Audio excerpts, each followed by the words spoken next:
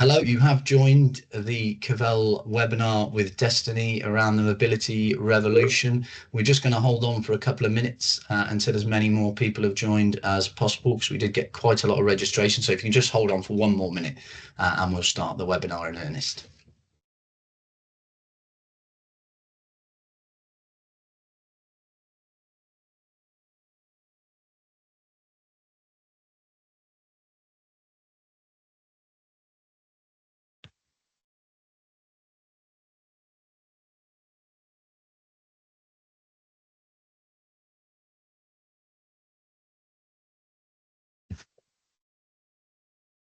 Well, I can see that we've got quite a lot of attendees live on the platform, so we'll begin the webinar now. Welcome to a Cavell Group webinar, Mobility Revolution, Unlock Your Competitive Differentiation with UC and FMC. My name is Patrick Watson. I'm Head of Research here at Cavell, and for today's session, I'll be joined by Neil Greenwood, VP of Product for Dstny. How are you this morning, Neil? Depending where we are in the world. I'm great this afternoon, and good to talk to you again. Great, pleasure to have you with me. Before we start on the webinar, I'll just go through a bit of housekeeping. So we're obviously using the Microsoft Teams webinar platform today. If you do have any problems with AV, occasionally the presentation struggles to load, if you just leave the webinar and rejoin, that normally assists with loading.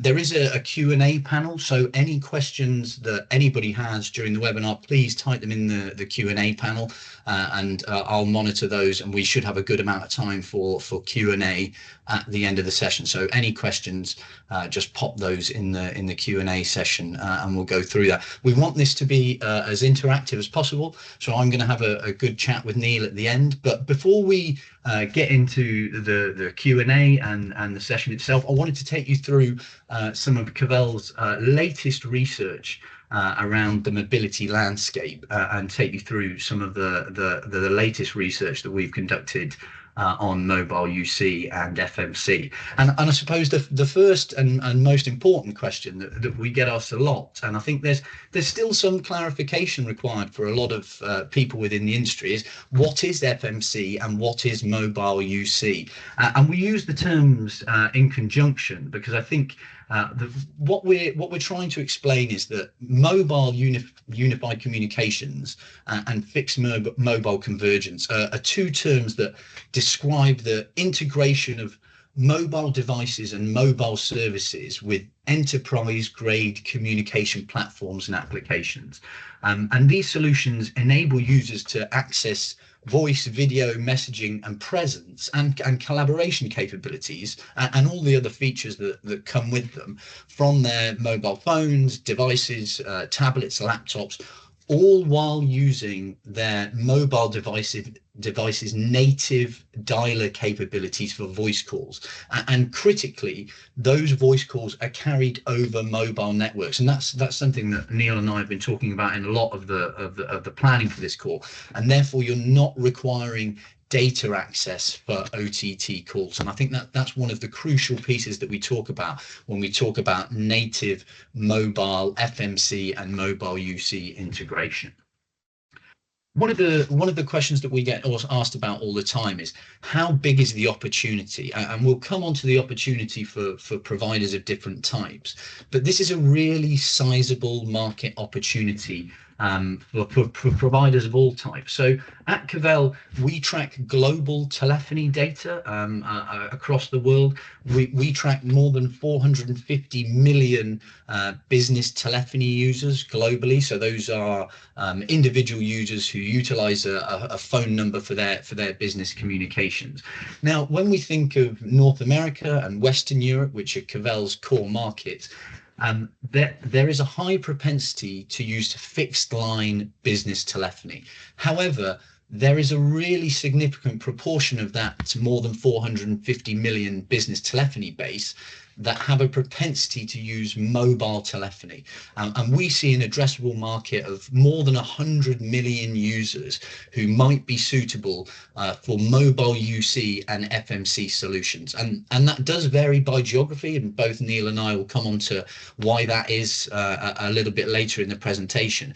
But globally, there's a really significant market for this type of solution, and that presents a really sizable opportunity for providers of all types around the world. I wanted to break it down a bit more specifically by region. So if we look specifically at North America and Western Europe, and that's what I've pulled up on the slide here rather than the full global market. So the market for mobile UC and FMC is already substantial, and it's growing. So what we've done here is we've segregated the business telephony users that we carry through three different types of business lines: either a collaboration centric, which is represented by the purple here, a standard voice cloud comms user, where effectively it's a fixed line replicant of a cloud PBX solution, and the light green here, which is what we call mobile enabled cloud comms users. And in Western Europe and North America, we expect that market to reach more than 18 million users by 2028. So that's a compound annual growth rate of over 18%. And that's according to our latest market research reports of Q4 2023. So it's a really sizable market. And it's growing significantly. And there's a number of reasons of why it's growing. And we wanted to touch on that in a bit more detail as to why native mobility is so important for businesses in the modern era of communications. So the graph you can see on screen is from some of our latest enterprise research. So every year, Cavell, we both online survey and we conduct focus groups of tens of thousands of businesses across North America, Western Europe, and the rest of the world. And despite the fact that FMC or mobile UC has been an existing technology for several years, we really are seeing a momentum change, particularly in Western Europe and North America. And the launch of mobile applications from leading providers within the market really shows the focus in this area. So today, mobility is an essential component of communications as a direct result of UCaaS applications because of their ease of use and simplicity. However, at Cavell, we believe that true FMC and true native integration depends on the demand for more of those integrated capabilities, which currently vary from market to market and to solution to solution. So the graph on the left here is from one of those studies that we did, and we asked businesses what their key strategic goals were within communications. And one of the options that we made available was the greater integration of fixed and mobile communications. And businesses were only allowed to select their top 3 strategic initiatives. And as you can see, a really significant proportion of businesses across a number of the key markets that we looked at said that greater integration between fixed and mobile communications was one of their top 3 strategic priorities. So in Germany, more than 19% of businesses, in the UK, 18%, in the US, 17%. And those markets that are outside the UK and US, which are not so penetrated by fixed line voice solutions, are expected to witness an even more increased demand for FMC integration once the use cases for it are more clearly defined. And that's a factor which causes various levels of uncertainty from providers and customers alike, and hopefully we'll be able to shed a little bit more light on in this webinar. As I said, at Cavell, we speak to service providers as well as businesses, and we're already hearing reports that some European markets are starting to see a really significantly increased demand for FMC, particularly in the SME segment as well.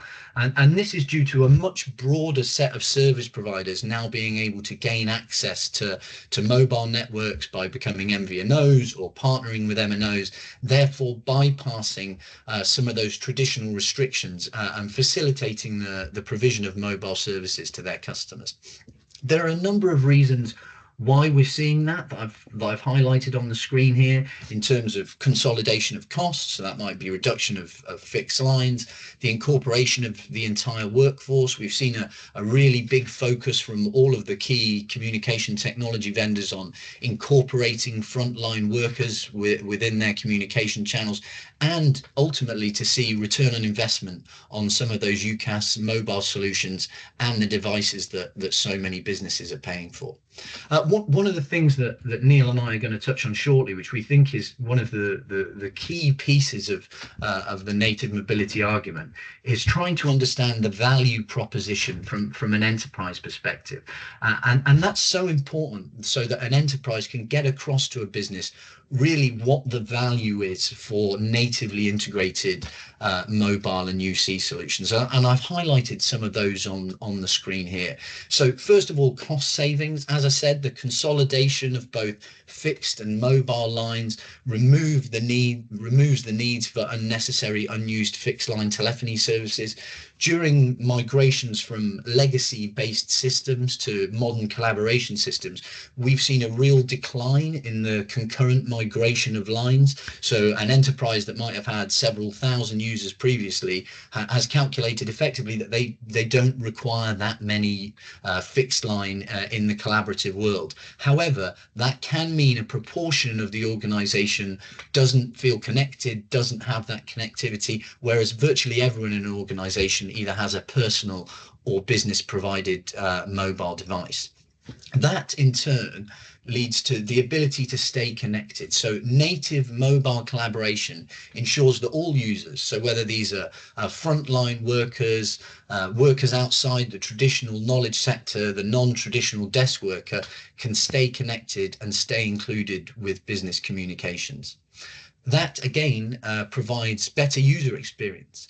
Users, as we all know, tend to default to their device of preference, and so often the mobile phone or the mobile device is their device of choice. And being able to allow users to get full functionality through their mobile device really does improve the user experience across an organization. And as we know, there's a direct correlation between user experience, employee experience, and customer experience, and all of those three pillars are linked and can be assisted by the integration of mobility and UC. From an admin perspective, it also improves admin capability with business mobile plans. Organizations and users can reduce admin time across the network by making sure that everyone's using the system that is most efficient to themselves and managing consolidated platforms rather than multi-platforms in different sectors. This optimizes productivity for users and can provide benefits for organizations. And one of the key things that has been a major buzzword, and I've managed to get to slide 9 of the presentation without mentioning AI, artificial intelligence has been a real focus for businesses. Our latest Cavell research shows that the majority of businesses are looking at AI to optimize their productivity and efficiency. And by ensuring that you can connect mobility and unified communications and enable artificial intelligence across that stack really can help an organization make the most of AI and maximize their productivity.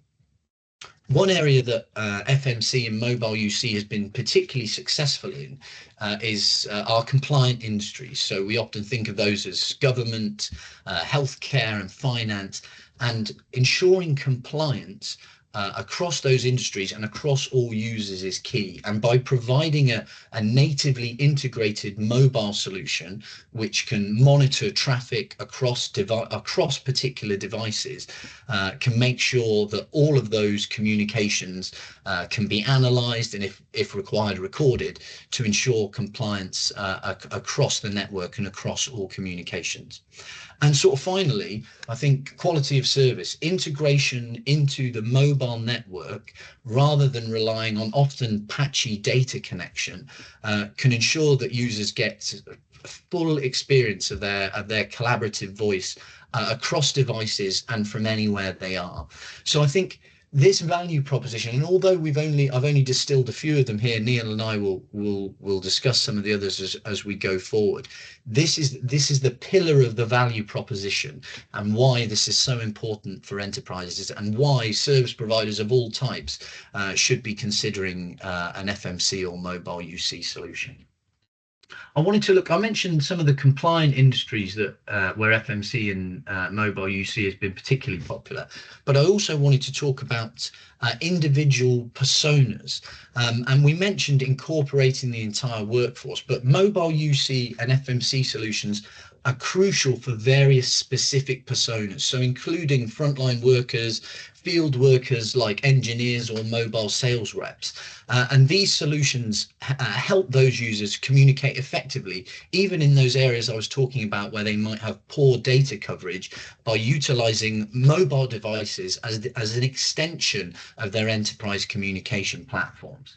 So there's huge relevance in these particular personas. So for example, a frontline worker or a field worker, such as an engineer or a technician or a sales representative, who need to communicate and collaborate with their colleagues, with their managers and their customers while they're on the move, and often in those areas with poor data coverage, mobile UC and FMC solutions enable those field workers to use their mobile devices and often their devices of preference to ensure that they have the same functionalities that a typical desk-based worker would have. And some of those features and function capabilities, such as call transfer, call forwarding, call recording, voicemail conferencing, and many more. And I've highlighted a couple of the key ones on screen here in terms of a specific location frontline worker or a transient location frontline worker. And what from our enterprise study, we asked organizations what proportion of their workforce is made up by these different types of personas. And as you can see, a really significant proportion of businesses. I saw some research from Forbes recently that said that 80% of the global workforce is frontline workers, and Cavell's research found that very similarly in specific personas. So 81% of respondents have some sort of specific location frontline worker, 79% have some sort of transient location frontline worker, so that might be a mobile field sales rep. So there's a really significant proportion of businesses that have a requirement to help their organizations and help their users within these particular use cases. As I mentioned previously, those are some of the business drivers, but what does this mean for service providers in terms of their opportunity? So one thing that Cavell has been tracking for a number of years is a decline in traditional revenue streams across voice, data, and UCaaS. And that's partly because of increasing competition, enhanced regulation, and substitution. And there's this real need for new revenue streams, and the exploration of mobile UC and FMC solutions could really augment some of those revenue streams. So a potential increase in average revenue per user. It's an additional service which businesses can apply to reduce churn. Again, some of our Cavell research shows that generally businesses would much rather deal with one single provider, and that's across mobile and UC. So if you can offer your end customers both a mobile and a unified communication solution, it effectively makes you much less sticky and much less liable to churn those users the more services you offer. It allows providers to utilize existing assets, whether that's a UC asset, or if you're a mobile provider, your existing mobility assets, and you can utilize existing networking infrastructure, customer billing systems, and also it creates synergies with other services that you might provide across UCaaS, which we talked about previously, but also contact center and networking services such as SD-WAN. I just wanted to highlight some of the particular problems that service providers are facing, and communication technology providers, as I said, are facing this decline from traditional revenue streams like voice and data, and they need to explore new revenue streams such as mobile UC and FMC. The graph on the right comes from our latest research of service providers, and every year we survey and interview hundreds of service providers across the globe. And more than 40% of those communication service providers cited a reduction in average revenue per user and average margin per user within pure play UCaaS over the last 36 months. And that means that communication providers really need to explore these new revenue streams, which can help them increase their average revenue per user, reduce their churn rate, and attract new customers. And in some of the cases I've cited on the left here, some of those license margin drops as you move from traditional, maybe a BroadWorks platform to a new age collaboration platform, license revenue per user can drop from 70% to less than 10%. So it's a really significant shortfall in revenue streams that we've seen from a lot of providers. And I think in that case, it's really important to explore those value added services, which mobility form a key pillar of. And these value-added services across mobility provide a significant upsell opportunity for providers of all types. Now, I'll come to the providers of different types shortly, but mobile UC solutions offer upsell opportunities for across value-added services, including SIM and device provision. Providers can also offer optimized hardware devices, mobile device management, additionally management support and provisioning support, which all add up to that value-added services portfolio.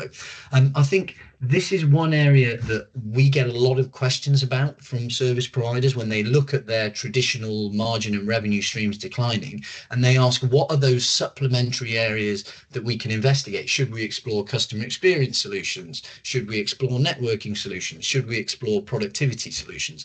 And I think mobility is one of those key areas that can really provide a great opportunity for providers within the market. And that's actually recognized in data from the providers themselves. So again, this comes from our research of service providers, and we asked all of the service providers that we spoke to, both through focus groups and online survey, which service do they anticipate will drive the most revenue in the future. And as you can see here, through traditional telephony enablement services, so that's minutes, that's termination, only around 21% of the providers that we spoke to said that they think that will drive the most revenue for them in the future. The largest proportion of service providers, nearly 46% of them, said that value-added services are going to be their greatest revenue driver in the future. And those value-added services include capabilities like mobility and mobile UC. So it's not just the enterprise drivers that we talked about and some of the value proposition of why businesses are looking at this from their side. It's also service providers that have recognized that the traditional revenue and margin streams are decreasing, and what they really need to do is amplify that value-added services portfolio. I think it's really important to highlight that we're not just talking about single types of providers. We're not just talking about a traditional communication service provider or a reseller or a managed service provider. There's actually an opportunity for providers of all types, including MNOs and MVNOs who might not have a UCaaS practice, which they can now utilize to augment their traditional mobile streams. So the opportunity for mobile UC and FMC isn't limited to a specific type of communications provider, but actually spans different segments of the market across MNOs, MVNOs, traditional service providers, managed service providers from the IT world, and resellers. So each of these segments has its own strengths and weaknesses, and therefore the opportunities and threats that they face diverge in different ways. So as I said, MNOs and MVNOs can utilize their existing mobility assets to align themselves with UC capability, differentiating themselves from other MVNOs and MNOs by offering more collaborative and value-added functionality to their customers, expanding their addressable market outside of pure mobile, pure play customers. Service providers who, as you can imagine, generally have a unified communications practice can leverage that and marry it with network mobility. An FMC solution can enhance and complement their existing offering across UCaaS and CCaaS, and by offering mobility and flexibility to their customers, It allows them to compete with other service providers and mobile operators by offering solutions that go across networks and devices with enhanced quality and reliability. So providers of all types and backgrounds can leverage this significant opportunity. We also looked from the perspective of IT providers and managed service providers, and they can also utilize mobile UC and FMC solutions to diversify and expand their product portfolio and offer a more complete and competitive solution set to their customers, allowing them to compete with communication service providers by offering wider support. And there's no barriers to enter this mobile market that traditionally exists. And we did a little calculation just in terms of total addressable market revenue, and I looked at particularly at North America here. And by 2028, we forecast that the mobile UC FMC market could be more than $350 million annually by 2028. So it's a really significant market that can be leveraged by providers of different types if they utilize their different assets and really embrace mobility.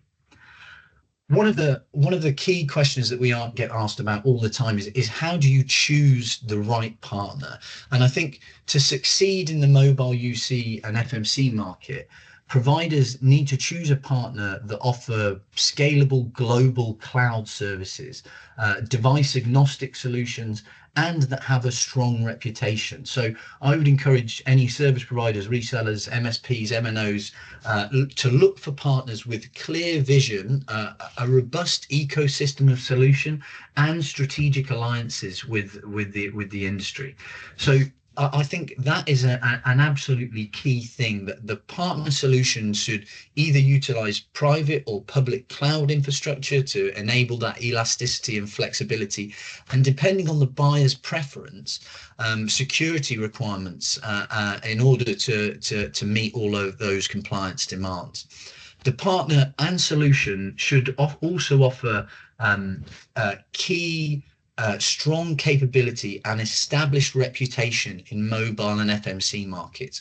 You want to be able to leverage a partner who has expertise in this area. If you don't have a mobile practice, or you're a mobile provider that's looking to develop your UC practice, you need a partner that has expertise in one of those areas to assist you. And they should also be able to demonstrate their global availability alongside their telephony and mobility expertise. And these attributes should come with clear references. You should be able to ask a partner about the existing providers of your type that they've helped, and they should be able to demonstrate a clear vision and roadmap for the future development of their product, what's coming down the line in terms of innovation, alongside a robust partner ecosystem with those strategic alliances with other crucial industry stakeholders. And I think by following these key conclusions and looking for a partner with mobility expertise, the right infrastructure and network, feature and function capability, a provider that can help you get to market quickly to leverage that addressable market I talked about, and provide you with the suitable support and SLA, providers should be able to make an informed decision about a mobile or FMC portfolio inclusion and select the right partner to help them take advantage of this growing market. So that's more than enough from me. I just wanted to leave you with a couple of key takeaways that I hope you've taken out of the research aspect of my presentation. So as I said, mobility is a key priority for an increasing number of businesses. As I showed on that slide previously, nearly a fifth of businesses across those key markets said that closer integration of mobile and UC was a key strategic priority for their business. That's a really significant proportion of businesses globally. There's a really wide range, and Neil and I will come onto this shortly, of business benefits that are driving demand that I talked about in that value proposition. And this opportunity isn't restricted to providers of an individual type. Providers of all types, whether it's an MNO trying to leverage UC, whether it's a communication service provider trying to leverage mobility, or it's a managed service provider or a reseller trying to move into this space. Providers of all types can shift into this from different angles to try and leverage some of that opportunity within the market. However, that is more than enough from me on the research side. What I wanted to do now was take a bit of time with Neil Greenwood, Vice President of Product at Dstny. And Neil, I just wanted to pick your brain because you're dealing with this and Dstny are dealing with this on the front line sort of every day. So I had a few questions that I wanted to ask you. So if we talk about FMC, this isn't a new term. It's been around for decades, and I know you've been involved in this for a significant amount of time. So, what do you think has changed to make FMC or mobile UC a key trend at the moment, and something that a lot of the market's talking about? So I think there's a number of factors. So I mean, as you said, FMC has been around for a long time. A lot of it was linked to on-premise PBXs that we've been doing for many years, but there wasn't a lot of take up in that space. So I think one of the key things is the move to cloud UC, which has removed a lot of the technical barriers and difficulties in implementing FMC in the first place. So that's one of the key things, and I think your diagram pretty much showed that the growth of cloud UC and mobility are pretty much linked on that roadmap. I think the other thing is the cloud UCaaS vendors themselves are looking to kind of leverage mobility to address market segments that they've never really addressed before. So the frontline transient worker space that you mentioned previously, because they've actually realized that is potentially bigger than the knowledge-based worker space that they currently address. But I also think that they're bumping into some of the limitations of an app-only approach, which they've taken to date. We can touch on that later on.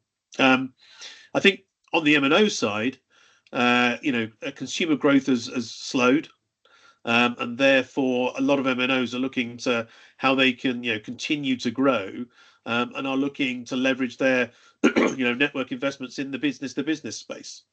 So they kind of, they're looking for additional revenue streams.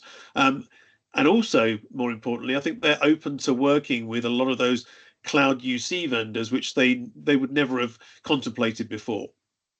And on the fixed line service providers, as I think you noted, their ARPU is starting to decline, and they're looking to augment that and have additional, additional revenue streams to offset some of those license costs which they're seeing drop. But also, I think there's another couple of points. Enterprises are starting to wake up to the benefits of it, and I think that's also because the £800 gorilla, Microsoft is extolling the benefits of this type of FMC integration. But also, just as importantly, the technology has caught up. Pretty much all handsets from all the vendors now support eSIMs, and more importantly, dual SIMs, which we'll come on to a bit when we're talking about identity.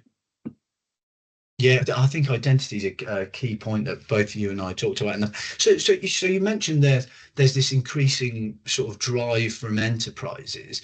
When you speak to your service providers that are selling it, what are the sort of primary drivers of why enterprises are now starting to look at FMC in a more serious light?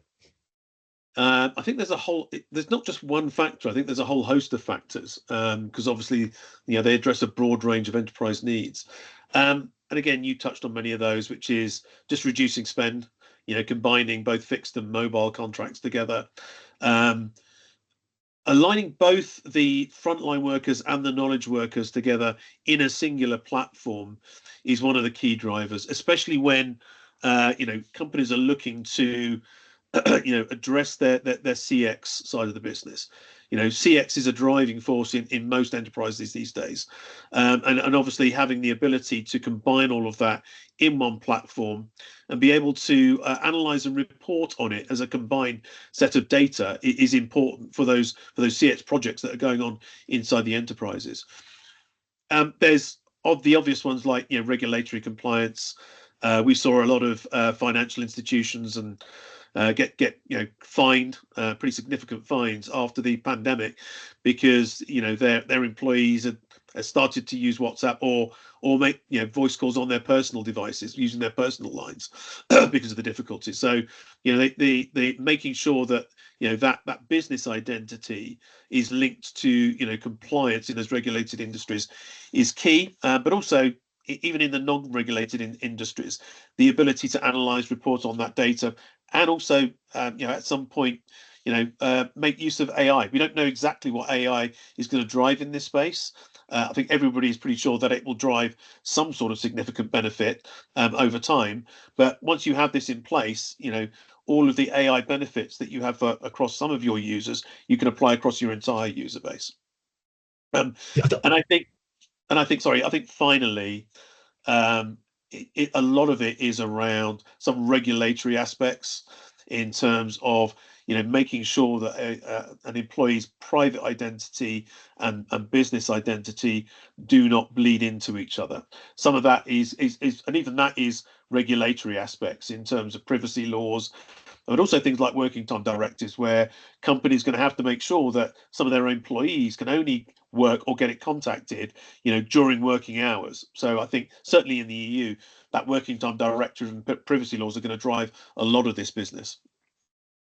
Yeah, and I think a lot of the examples that you cited then come back down to the user, and I think the AI piece is really interesting, because as I mentioned, I think the number one response we had from our enterprise research of what businesses were looking for was AI, was improvements in productivity and efficiency, and if that's restricted to a small proportion of your sort of desk-based workforce, you're really not getting the ROI that you need. You need to be able to incorporate workers on whatever devices they might prefer to use. Exactly. And in terms of the benefits for the enterprise and the users, we talked about sort of device preference. Is that what it comes down to ultimately? Is this about users and their device preference? Because I think everybody in the world obviously has a mobile phone, nearly, well, pretty much everyone in the developing world, a really large proportion, and it depends what country you look at, get provided their own business device. But as you said, a lot of those employees end up using their personal devices for work, which creates their own problems. So is this about sort of devices and user preference more than anything? It certainly has a part to play. Bring your own device policies are kind of increasing, in enterprises, and that's driven by simple economics. It's cheaper not to buy a handset for all your employees. But again, a lot of employees are just driving their IT departments nuts with saying, we want you to provide this type of device, or we've seen that over the years with enterprises that only allowed Windows devices, and then suddenly they've all had to support Macs because people are coming into the workforce who said, I don't know how to use a Windows device. I had no idea what it is. The same thing goes with handsets as well. And a lot of users coming into the workplace saying, I don't want two handsets. I don't want to have the pain of walking around with this business handset and a personal handset. They just want their device of choice. So it is becoming that personal choice that is driving a lot of this, alongside the sheer economics of providing a business handset. But I also think users, sort of general employees, also want to split their business and personal lives. So if you've got a UC platform that's linked to your business identity, you can restrict when you get called. 5 o'clock, I don't take the call, just send it to voicemail. That's a lot more difficult to do if you've just got your business handset that's linked into an MNO plan. So it's managing that, and also actually that comes down to the enterprises as well. They can reinforce those policies to say, actually, we don't want our users taking business calls after 5 o'clock, both from a regulatory perspective, but also care of their employees. They don't want them working past 5 o'clock in many instances. So and finally, I think it's just the ease of use, right? A lot of end users simply just want to make a phone call, a business phone call, the same way they make a personal phone call, and not have to pick the specific app and work out how that app works, etc., etc. Especially when you're like driving in a car, where you and actually that goes into legal restrictions as well. You don't want to be fiddling with an app. You just want to go into your car, make a phone call, and to pick up on your business identity rather than your personal identity.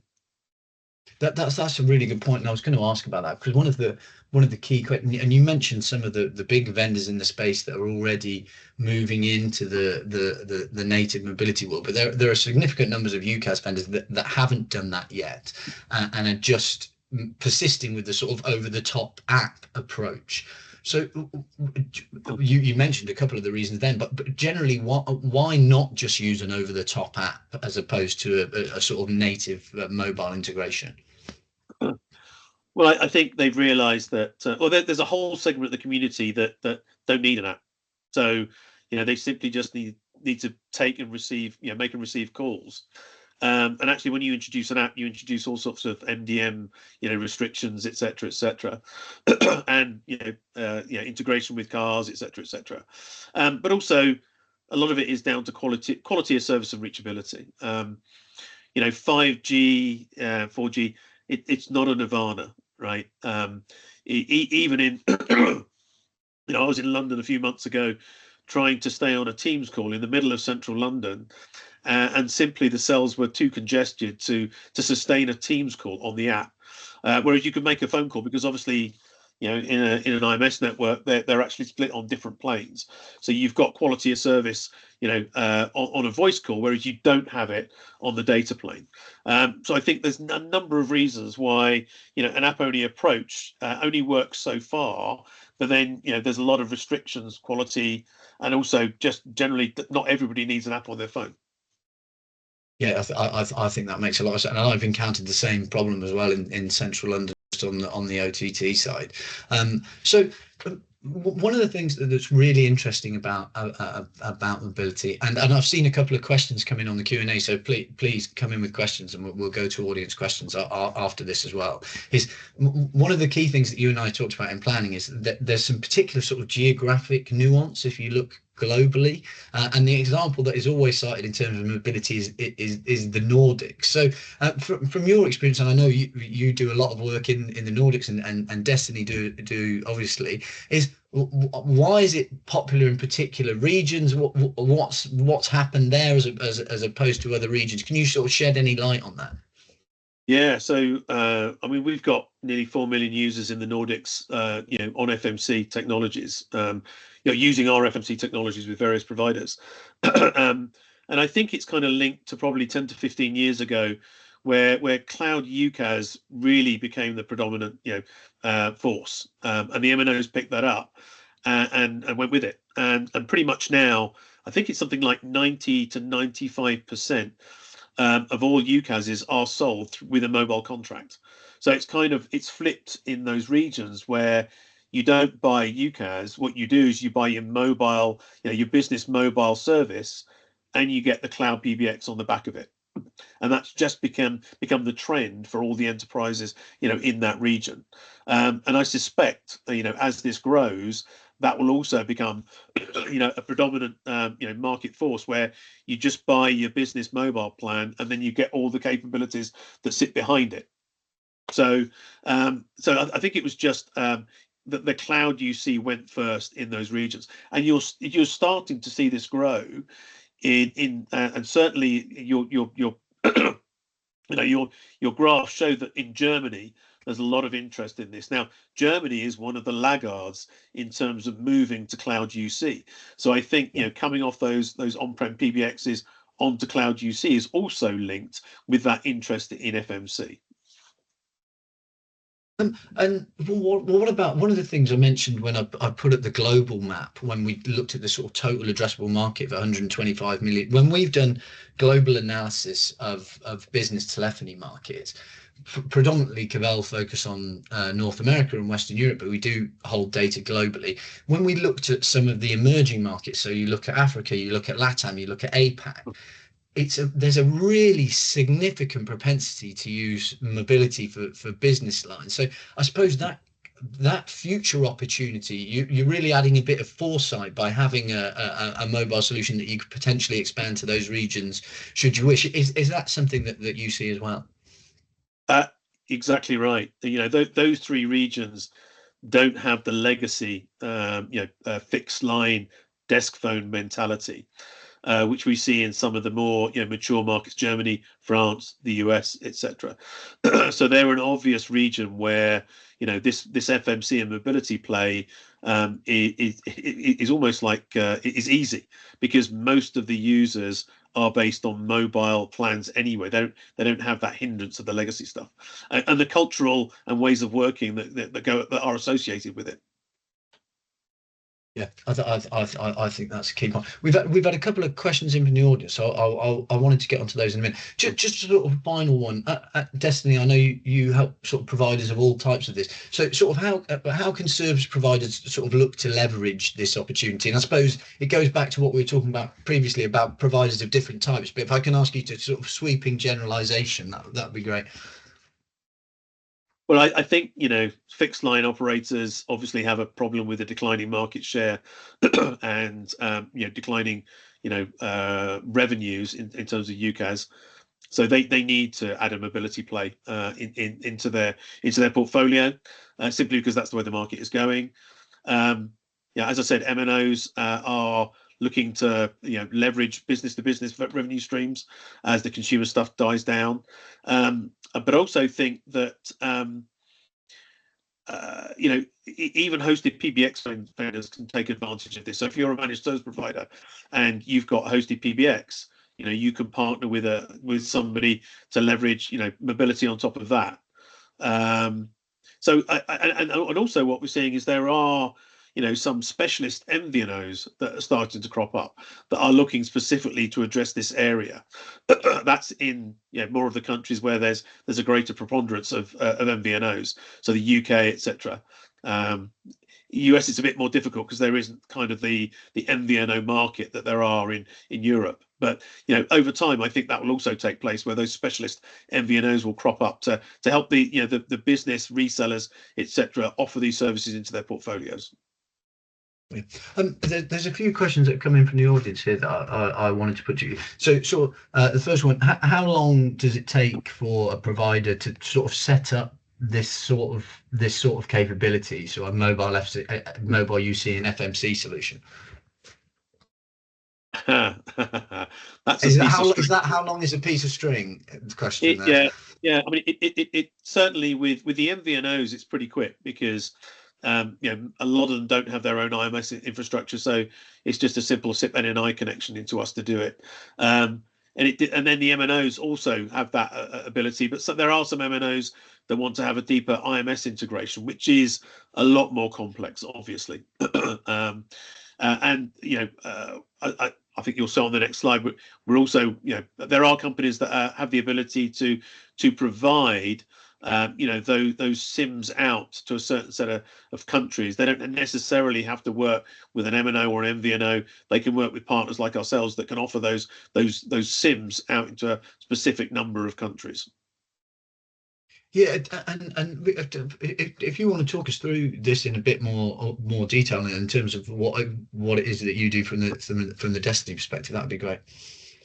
Yeah, so obviously we are we work both on the line side. So on the line side, we've been doing kind of FMC integration with PBXs for a long time. Now we're working with some MNOs and MVNOs to provide that capability to some of the cloud UCASs or their own embedded UCASs. We're also adding the capabilities where we can provide the SIMs themselves. 16 home countries and 23 roaming countries, which is especially important, I think, for kind of multi-geography kind of enterprises who span across multiple countries, because most MNOs and MVNOs tend to be country specific and really focus on the SMB space. So that's all in our converged platform. We also obviously work on the trunk side of some of the the larger UCAS providers who have their open bring your own carrier programs like Operator Connect, WebEx Cloud Calling, etc. So we work on that side. So we do the line and the trunk side for some of these large UCASs.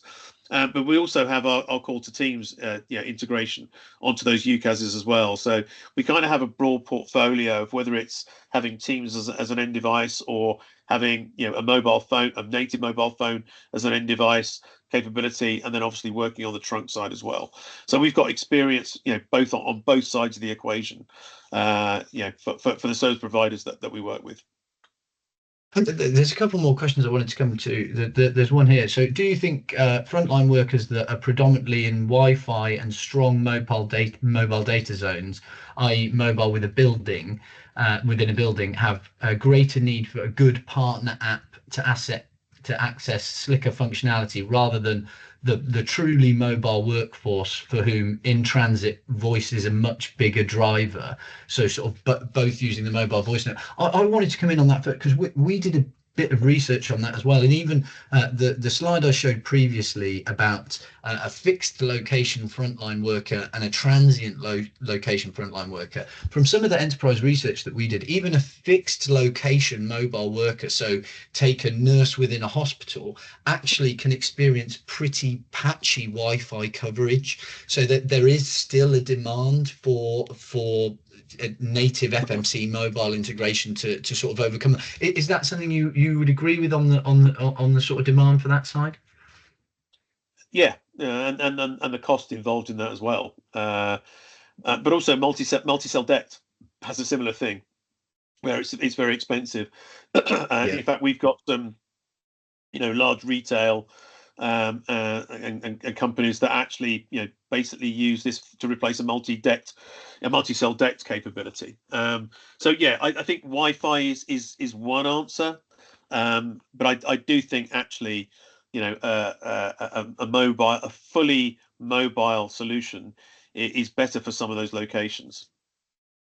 I've got another question again here, which might be the sort of how long is a piece of string, in terms of what sort of skills do we need internally to enable to sell mobility solutions. I suppose that's probably coming from a provider who's not coming from the mobile side. Is there an education piece required on both sides? If you're coming from the mobile world, if you're coming from the UC PBX world into vice versa? Absolutely. I think some of the benefits that we've talked about, enterprises just even enter their heads. So I think in this whole FMC space, there's a lot of education that needs to go on with the benefits of this to the enterprises, whether that's from vendors like ourselves, service providers, resellers, like voice resellers, IT resellers. It's a long-term education program. UCAS didn't evolve overnight, and cloud UCAS didn't evolve overnight. There was a lot of education that had to go into the market so that they came off like their on-prem PBXs. This is the same thing, right? It's a long-term education of the market about the benefits of going to an FMC type solution. Yeah, there have been quite a number of questions that we've had come in, and we're not going to get to them all today. So what I'll do, I'll collate those questions and we'll come back to everyone individually. We're out of time for today's session, but both Neil and I would be really interested in feedback. So you can scan the QR code on the screen and provide your feedback on the session, both on the research and the content. If you want any more information, either on the Cavell research, you can head over to cavell.com, and if it's specifically on the Dstny solution on the mobile side, you can head to dstny.com or email lee.hamilton@dstny.com. So as I said, scan the QR code for feedback. I think for the meantime, Neil, I just wanted to thank you for appearing in the webinar and answering my questions, and hopefully what I'll forward all of the remaining audience questions over, and we can answer those retrospectively. Thank you very much. Pleasure to have you. Thanks for everyone for joining us. You'll be notified of the next Cavell webinar in the series, but for now, a massive thanks to both Dstny and to Neil Greenwood, and for now it's goodbye.